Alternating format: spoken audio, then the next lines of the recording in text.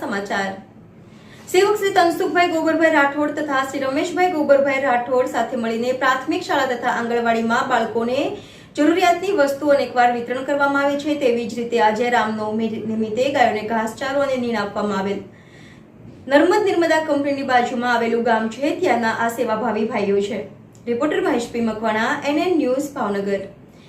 દર્શક મિત્રો, તમારી આસપાસ બની રહેલી અનોખી ઘટનાઓ વિશે જાણવા માટે NN ન્યૂઝને લાઈક કરો, શેર કરો, સબસ્ક્રાઇબ કરો અને બેલ આઇકન પ્રેસ કરો, જેથી આપને નોટિફિકેશન્સ મળતી રહે।